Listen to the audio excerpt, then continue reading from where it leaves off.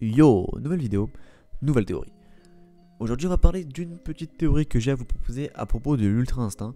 Mais juste avant ça, je voulais vous parler un peu de l'épisode 115 parce que je fais pas beaucoup de reviews, etc. Pour l'instant, je ne trouve pas l'utilité de faire des reviews parce que j'ai d'autres choses à faire avant les reviews. Et quand j'aurai plus trop d'idées de vidéos, là, je ferai des reviews.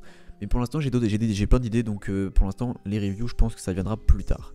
Maintenant, je voulais dire que j'ai deux petites théories à vous proposer aujourd'hui qui sont quand même intéressantes et qui sont plutôt crédibles.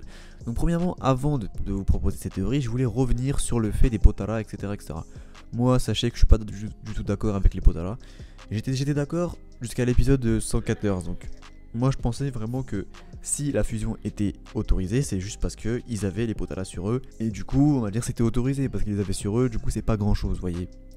Mais là non, pas du tout. On peut voir que LS arrache les Potara de son Kaioshin. Enfin, elle prend les Potara de son Kaioshin, elle les balance au calme sur l'arène comme ça. Et voilà, bon, Zeno il trouve ça cool et tout, mais c'est quand même un objet. Pour moi, c'est un objet, c'est bien plus qu'une arme. Les Potara, c'est bien plus qu'une arme. C'est beaucoup plus puissant qu'une arme. Je préfère 10 000 fois avoir des Potara qu'une épée. 10 000 fois avoir des Potara qu'un Senzu. C'est beaucoup plus fort et beaucoup plus cheaté qu'un Senzu ou même qu'une épée, vous voyez. Donc pour moi, les Potara, c'est super cheaté. Et ils n'ont pas dû les utiliser parce que là, ils utilisent à tous les arcs. L'arc boue, ils l'ont utilisé. L'arc black, ils l'ont utilisé. Faut arrêter un peu, il y a des moments faut utiliser. Là ils avaient dit pas du tout de droit d'être des dieux, pas d'objet. Et là ils confreinent les règles, même Beerus l'a dit, il a dit je n'ai pas envie d'utiliser Potara car c'est de la triche.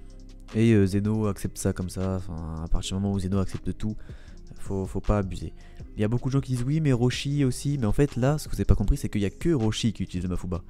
Il n'y a que Roshi qui l'utilise, les autres personnes l'utilisent dans les autres univers, alors que là tout le monde peut utiliser Potara. Voilà, donc l'argument des Roshi, etc., ça marche pas.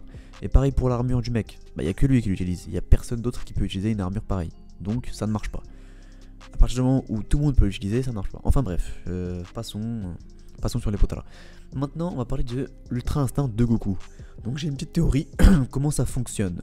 Moi je pense que ça fonctionne vraiment à partir du moment où Goku est très mal au point, en très grande difficulté. Là on peut voir qu'il a quand même été en très grande difficulté, il s'est pris un petit KO genre quelques secondes, il était KO. Et du coup, en fait, comme vous avez pu le voir, il est passé de God, ensuite en Blue, ensuite en Kaioken. Et j'ai l'impression que quand ces trois formes là, parce que là contre Jiren, à chaque fois il est passé par ces formes là. Il est passé par ces trois formes là et ça n'a pas fonctionné. Et du coup, il faut un élément déclencheur. Contre Jiren, l'élément déclencheur c'était le Genkidama. Là, il n'y a pas eu d'élément déclencheur.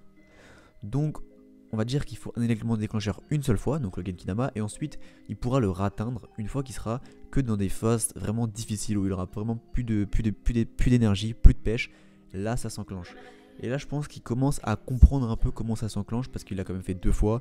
Je pense que Goku commence un peu à comprendre. Et moi je vais surtout m'appuyer sur la preview. Donc la preview, je vais vous mettre à l'écran.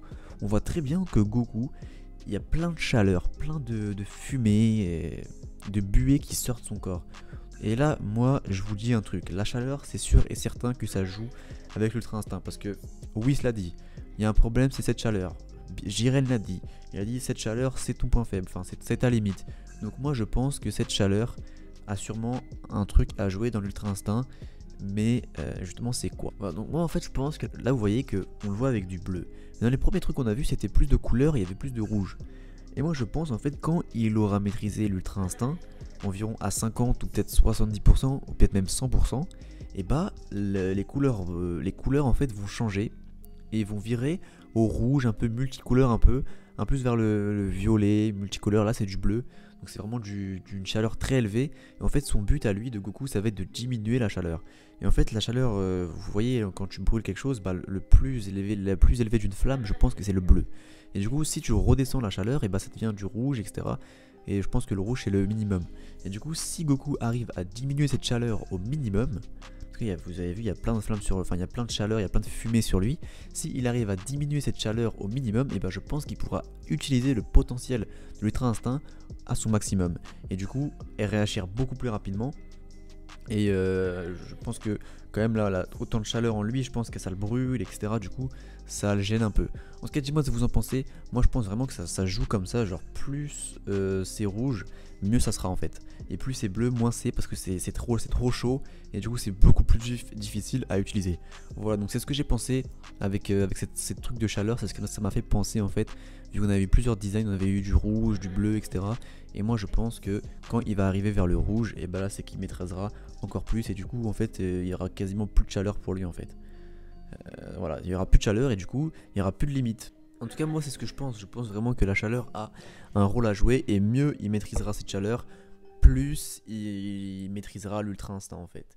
Je pense que ça vraiment ça joue sur ça. Là, il n'est pas du tout sur la bonne voie parce que dans la preview, on voit vraiment beaucoup de fumée sortir de son corps et je pense que c'est pas du tout bon. Moins il y a de fumée, mieux c'est, je pense. Donc voilà, j'ai à peu près tout dit. Dites-moi ce que vous en pensez de l'épisode dans les commentaires. Dites-moi si vous avez aimé la vidéo, des trucs à revoir, etc.